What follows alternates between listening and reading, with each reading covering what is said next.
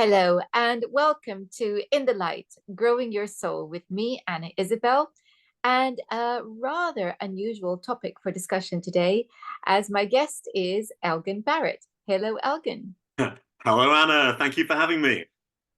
Oh, it's an absolute pleasure. And so this is somewhat different because, and I might just want to tell the audience that we are dealing with fiction today. Oh, we are absolutely dealing with fiction. Yeah.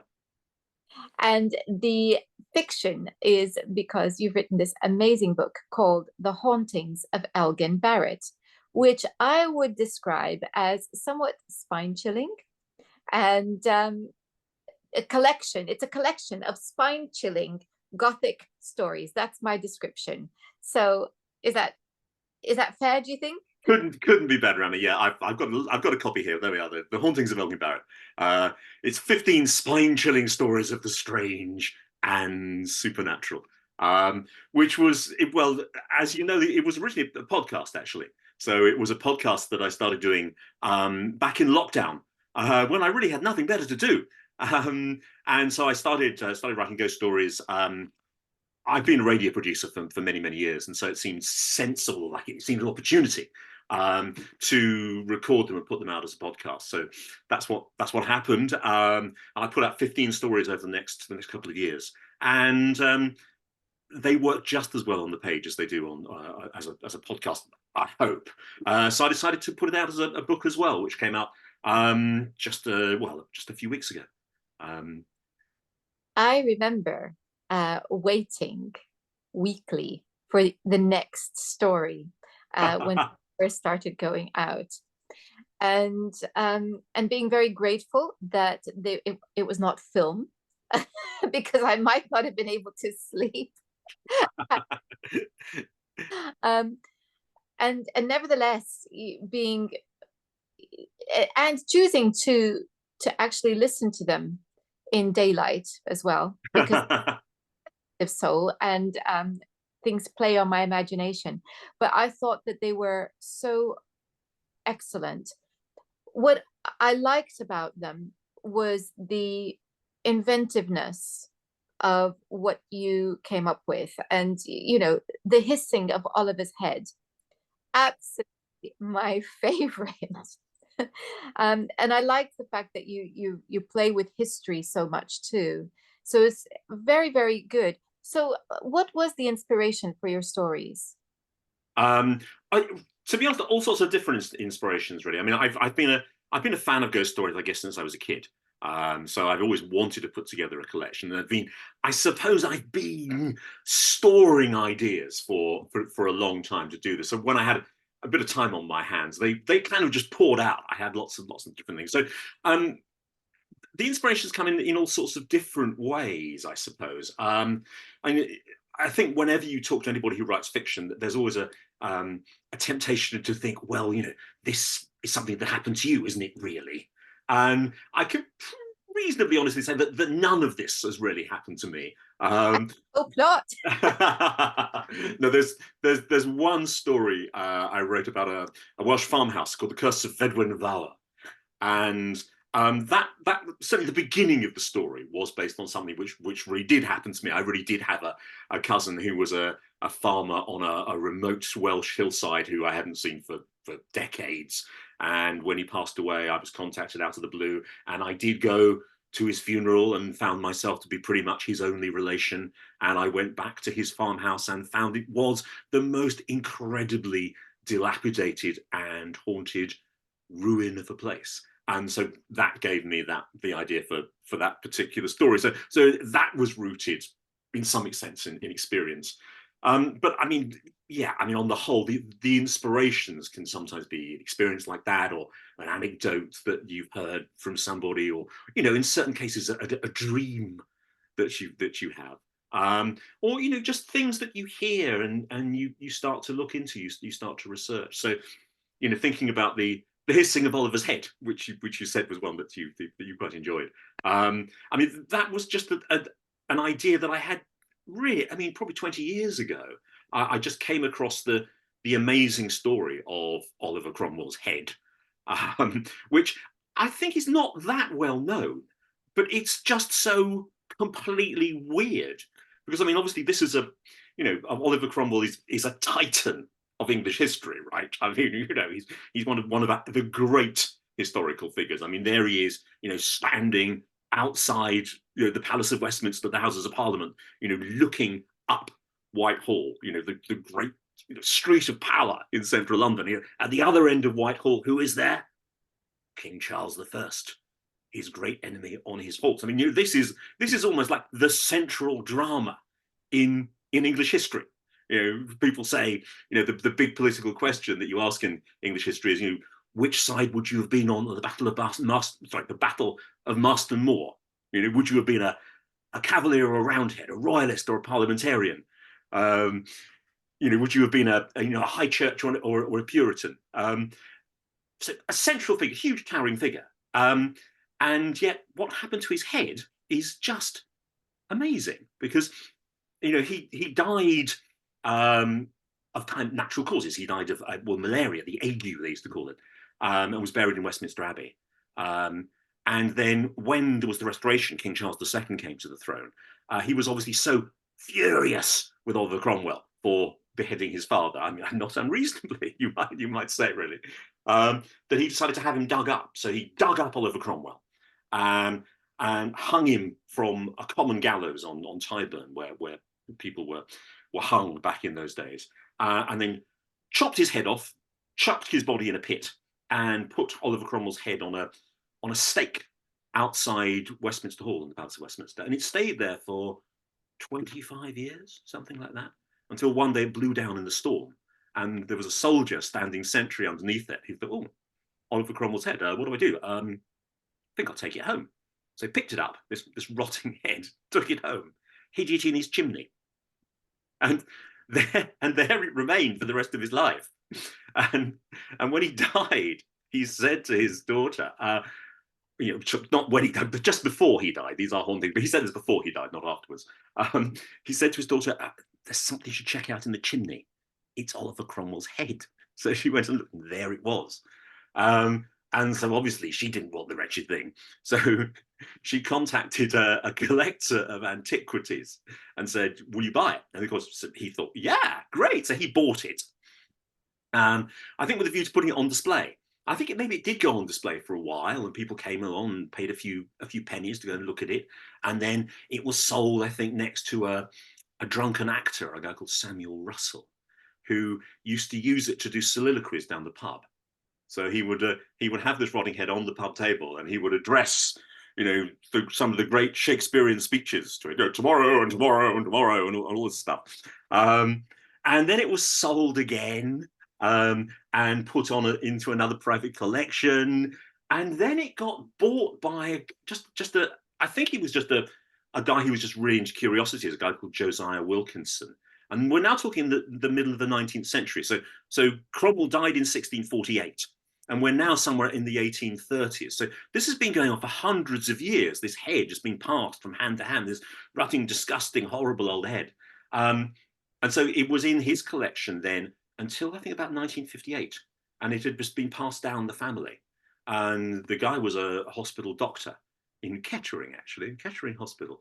And he inherited this head and thought, "Oh, what am I going to do with this head?" And he thought, "Well, perhaps after 300 years, maybe it's time to bury the damn thing." And so he contacted the Cambridge College where Oliver Cromwell was educated as a young man, and said, "Can we bury the head?" And they weren't. I think they probably weren't that pleased about it, because obviously it was a controversial kind of object.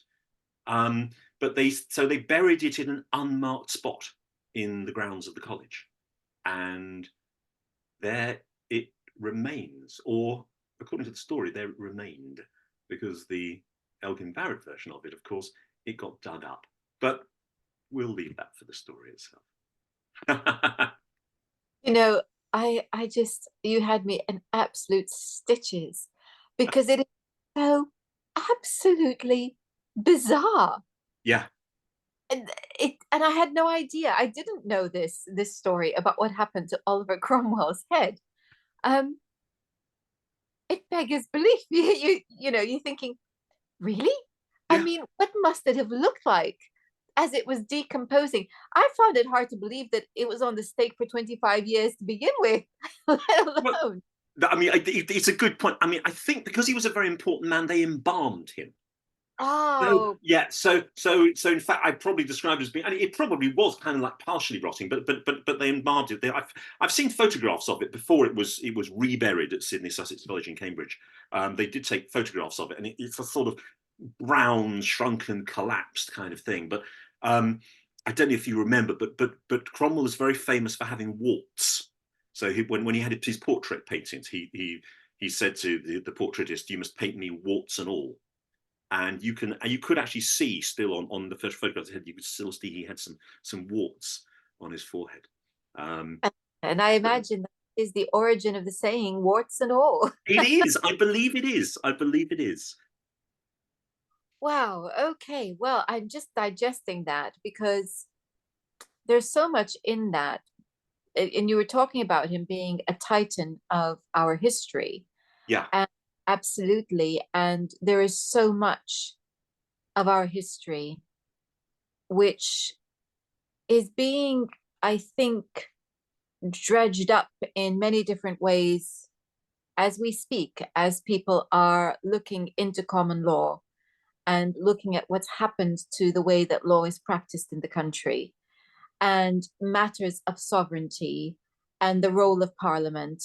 And many people saying that actually, thank you very much, we're no longer answering to parliament, and we're certainly not answering to a monarchy.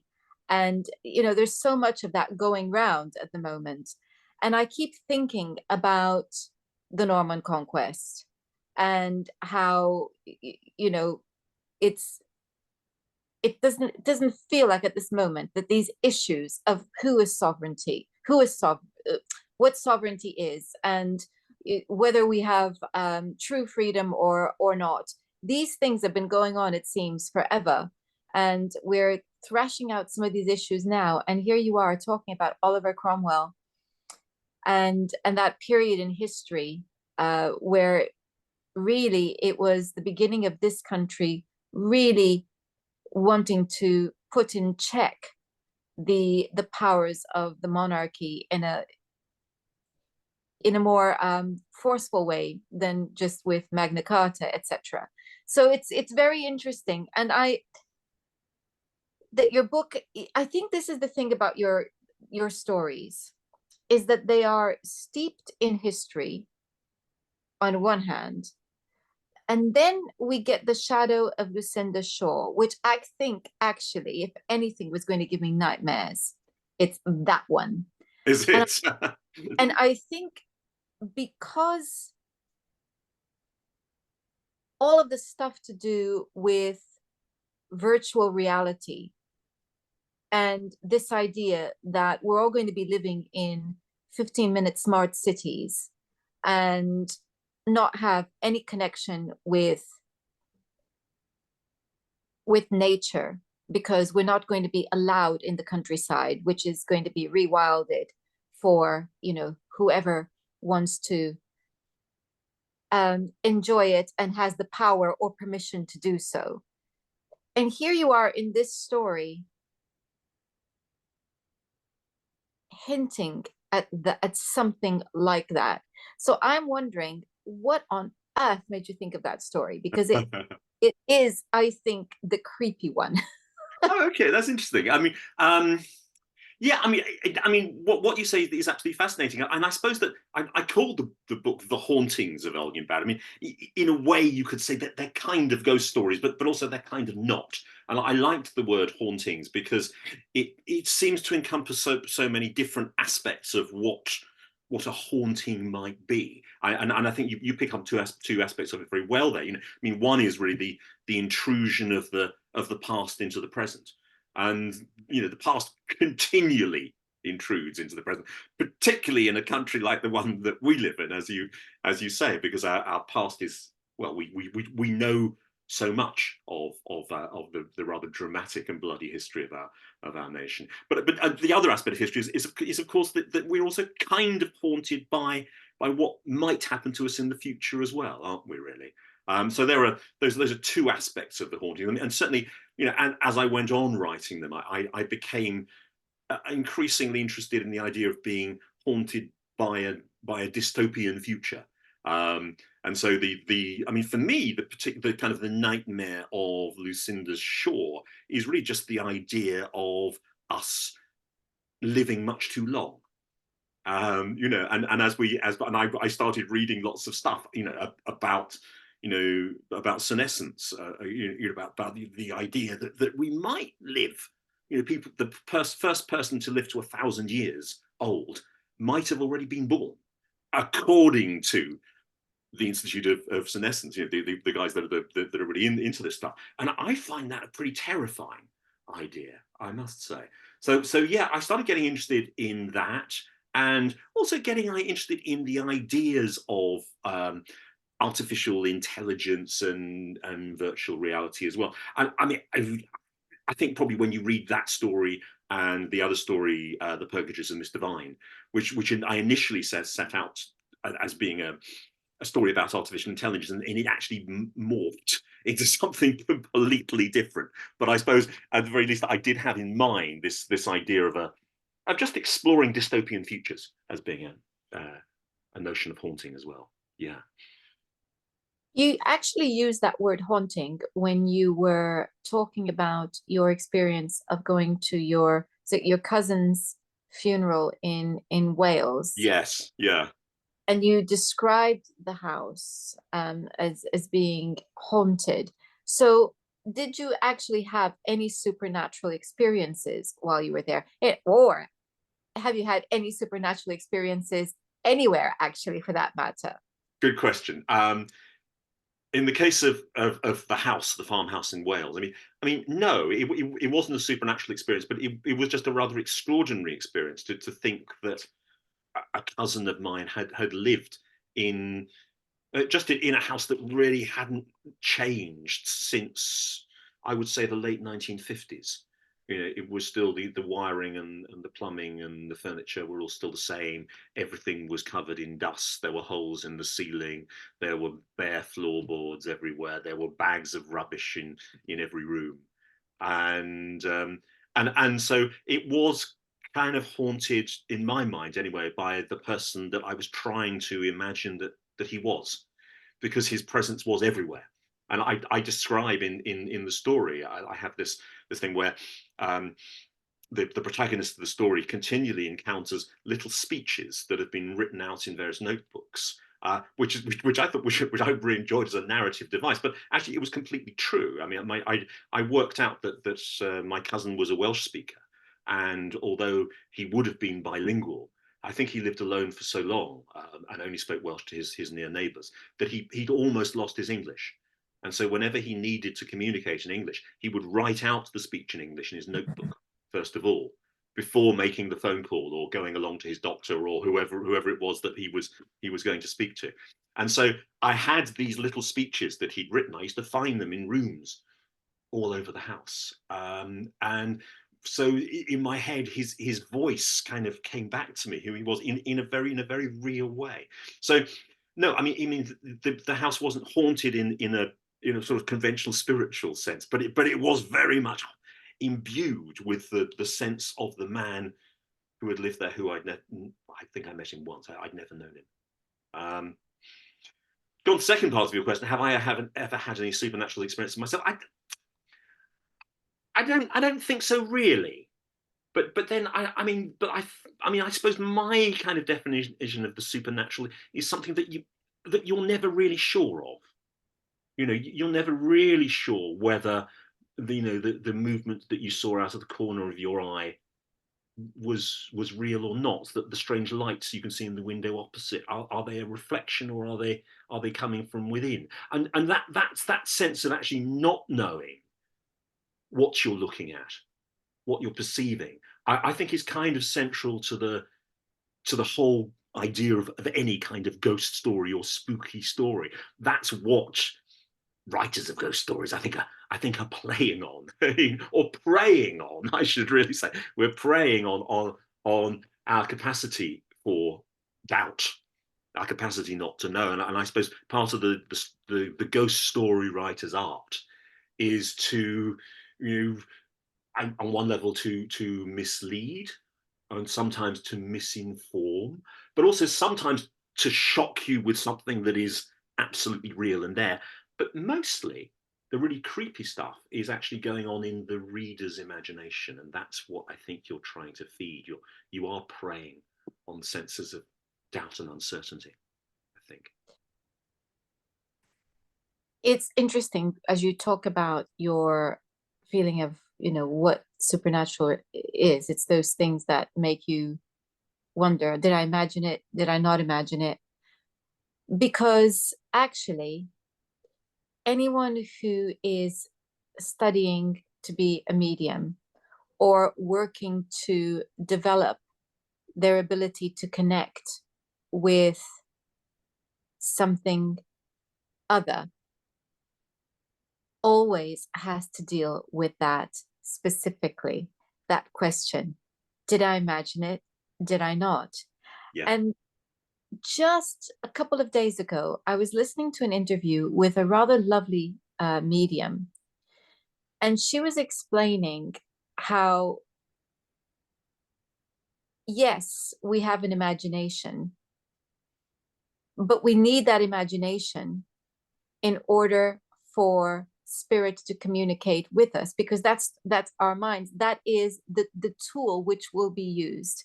So it's a very, so we all have to tread this rather fine line and then question, okay, so is that my imagination? Is it not?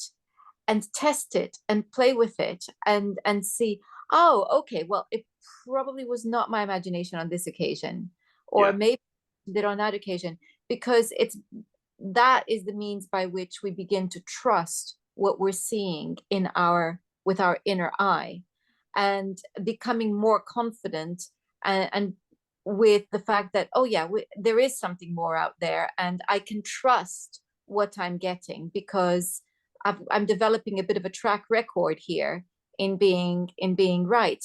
So it's interesting because that's exactly the very thing. You're using it to tell stories, but it's the very same thing that enables others to explore and experiment with a different, let's call it a different dimension of living. So I guess there's a story, the question that's been playing on my mind as I've been thinking about this interview with you. And it is this: if we go back to the idea of the muse and inspiration, and I think what made me think about this was precisely the shadow of Lucinda Shaw. And I wonder to what extent this was your imagination based on research that you've done, or perhaps a kind of foretelling warning of what might be. Yeah, interesting. Yeah, a good point. I mean, let me address that as well. I just want to say just a couple of things. What you're saying about imagination and being a medium and so on, I mean, is absolutely fascinating. I mean, just coming from a fictional perspective. I think one of the great things about fiction is that it is really a celebration of our ability to empathize with each other. You know, to put ourselves into the shoes of someone else, to see through another's eyes. I mean, that is both as a creative writer and also as a reader, which is you know just as creative and imaginative a process as writing, really. I mean, and that's what we're doing. And I just think it's, you know, it's an amazingly important part of who we are and what we can be. And it's, I think it's maybe not. I mean, it is valued, but I think it should be valued even more highly, because I think, you know, I think with it is absolutely central to the idea of who we are, and of how we live together. Is being able to put ourselves into someone else's shoes, and that is what creative fiction does par excellence. I think. I mean, we never succeed completely in doing it. I'll never be able to see the world exactly through your eyes, but in attempting to do so, I think we achieve more than in doing almost anything else. And I think that probably relates to your experience as a medium as well, from what you were saying. I think. Absolutely. It is this, the imagination, I think, is the heart of the soul. Yeah. That's what I feel, is that without, sometimes, and this is wearing my hypnotherapist hat, people say to me, I haven't really got an imagination. I can actually remember giving, probably, it was either my first or my second talk for the Astrological Lodge of London years ago now, where I was talking about the role of storytelling in therapy. And at the end of the talk, somebody put up their hand and said, what if you haven't got an imagination?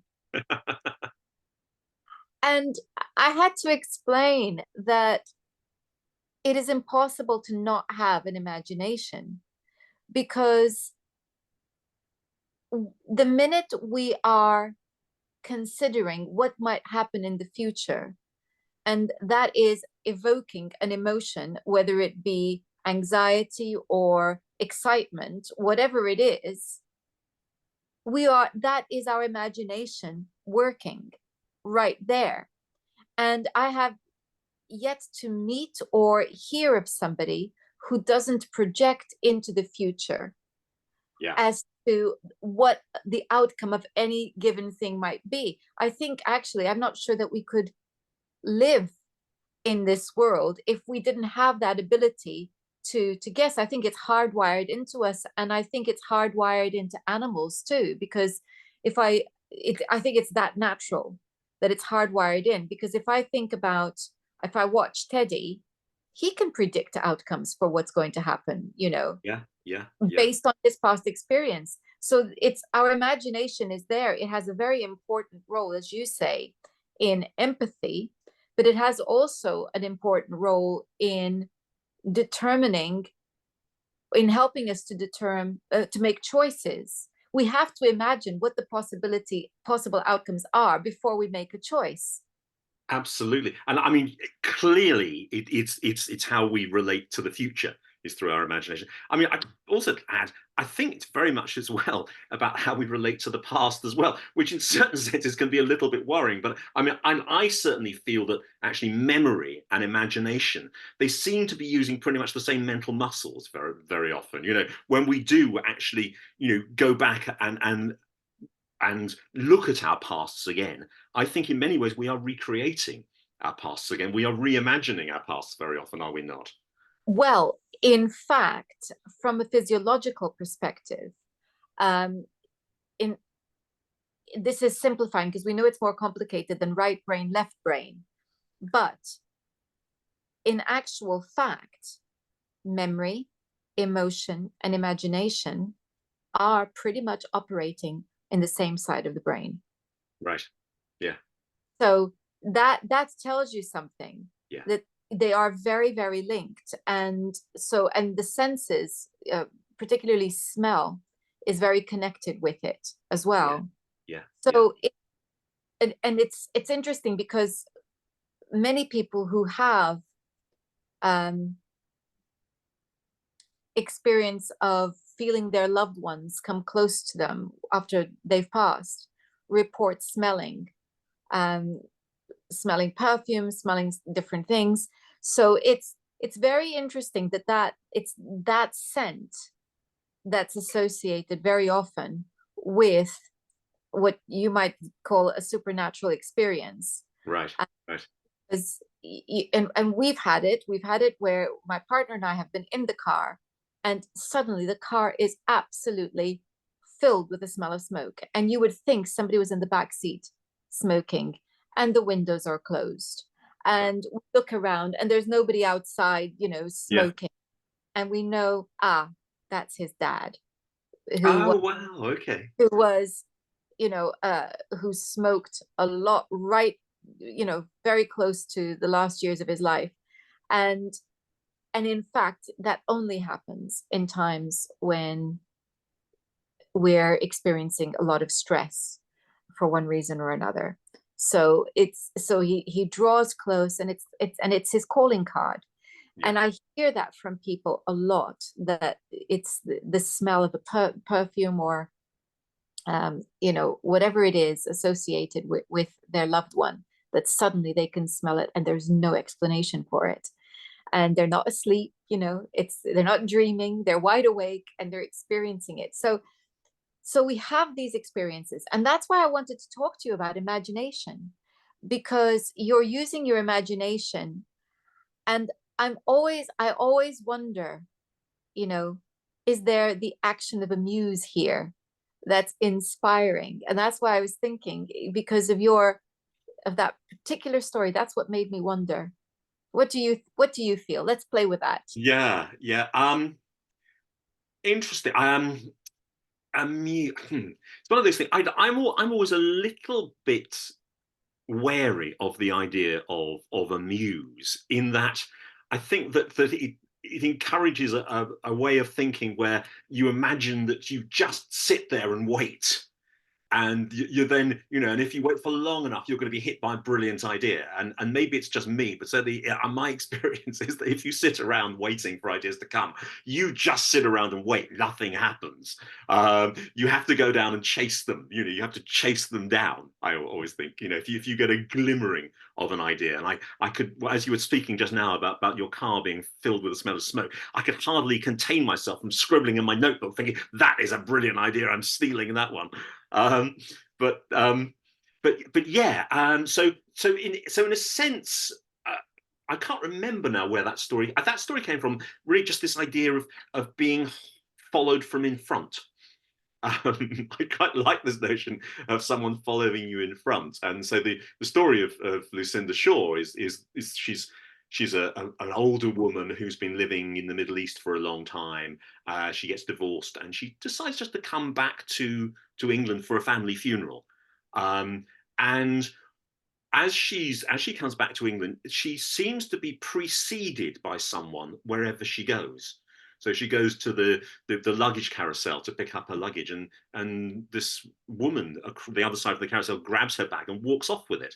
And so she's, what's going on? And then, and she goes into a cafe with some friends, and she goes to pay the bill, and this person has already paid the bill. And so wherever she goes, she is followed from in front. And so I suppose I started playing with this idea of someone being followed from in front, and thought about where that would lead.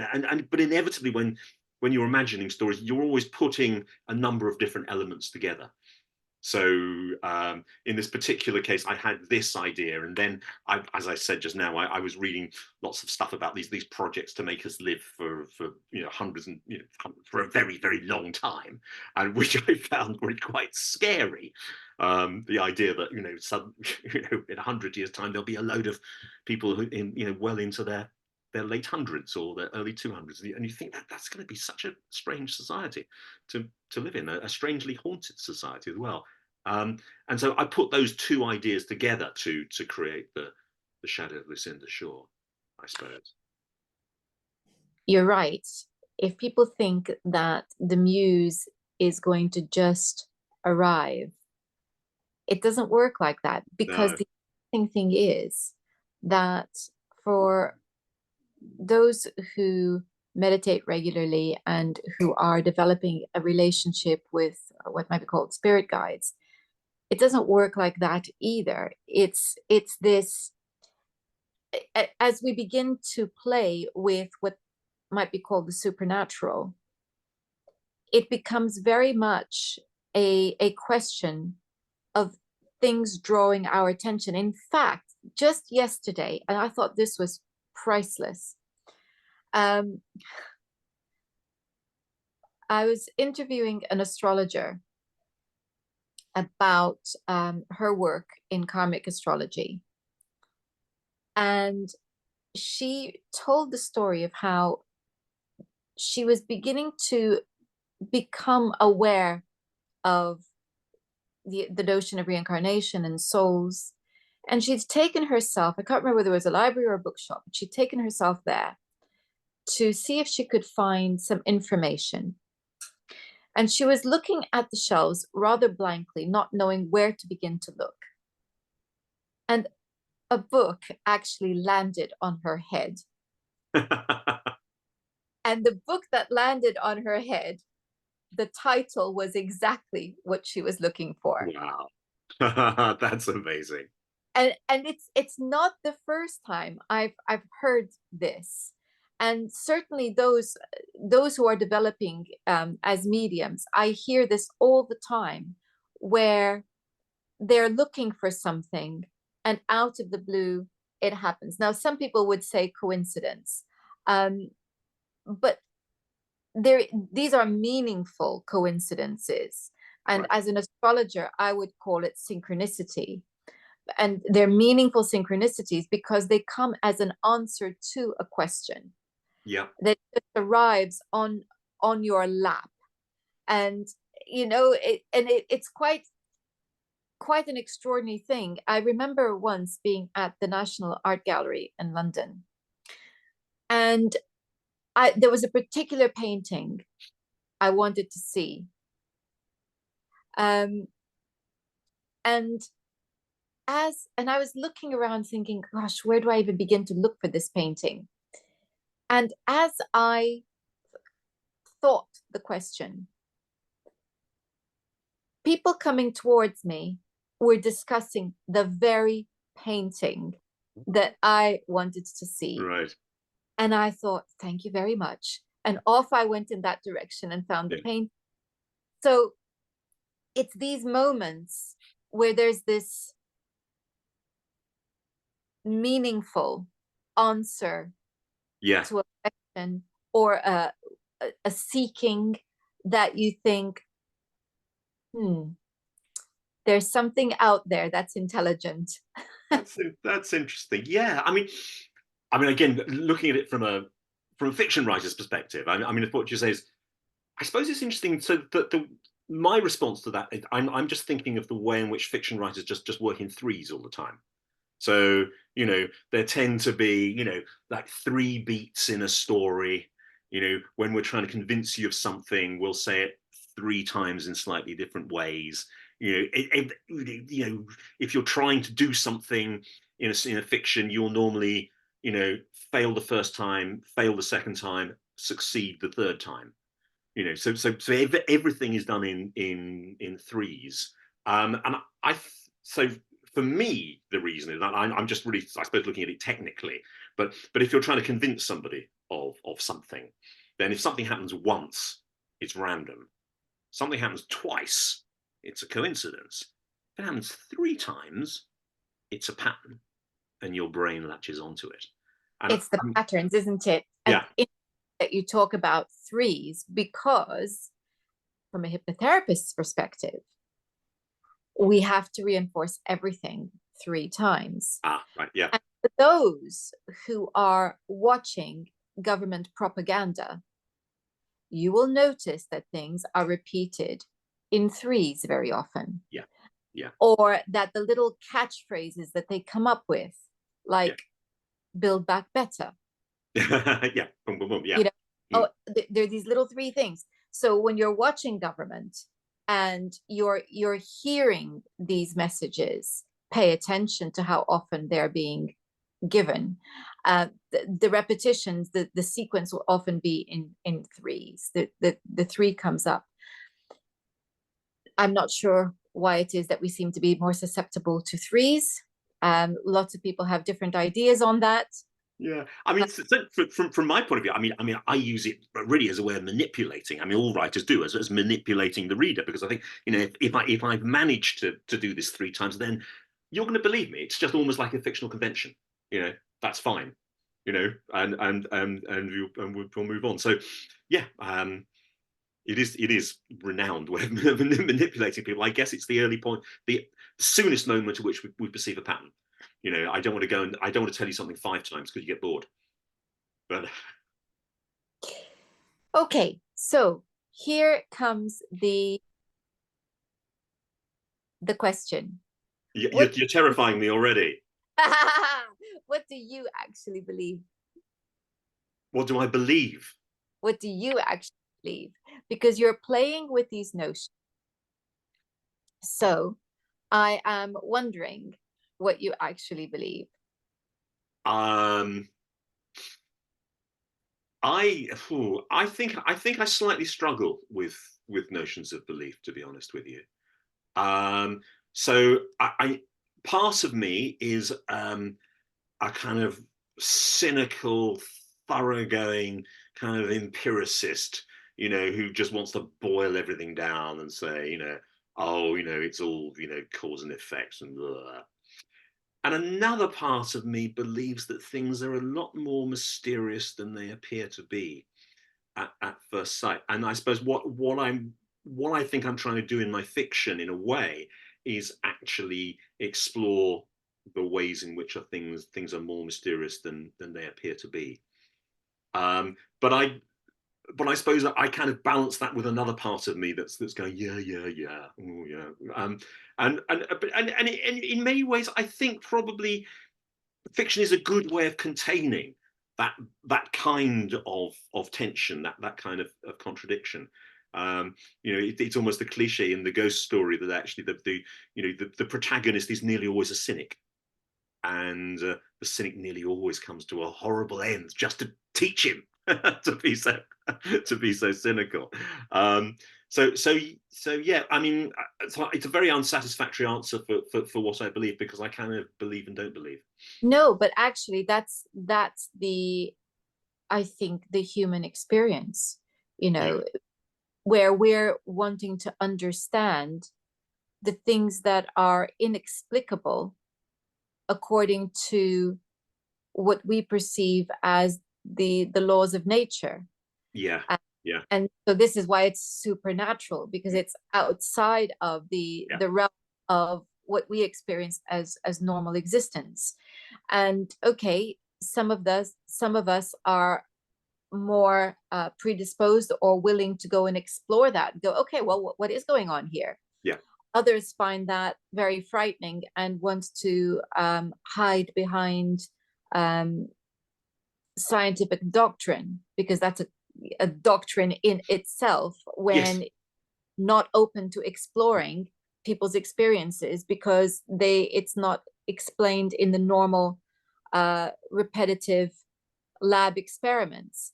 So you have those two, which are perhaps extreme. But I think for most of us, we're just trying to feel our way. And I like your answer, because what you're saying is, you know what? Yeah, very possibly there is more out there, and I'm exploring it. I'm yeah. exploring with my we're back to the imagination We are. again. Yeah, yeah, yeah. Exactly, exactly. Well, thank you so much, Elgin, for your time today and for your musings. Thank you, Anna. Thank you, Anna. It's been an absolute pleasure.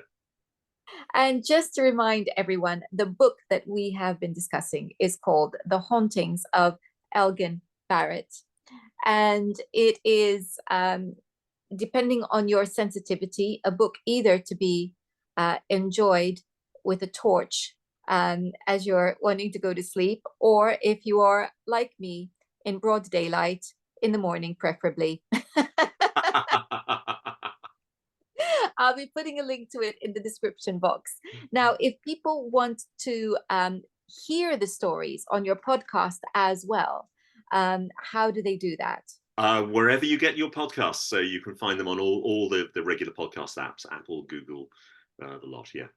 So get yourself a copy of the book and then also listen to it and hear it come to life. Thank you so much, Elgin, once again. Thank you, Anna. Thank you. Great to speak to you. And thank you all for watching. Until next time, goodbye.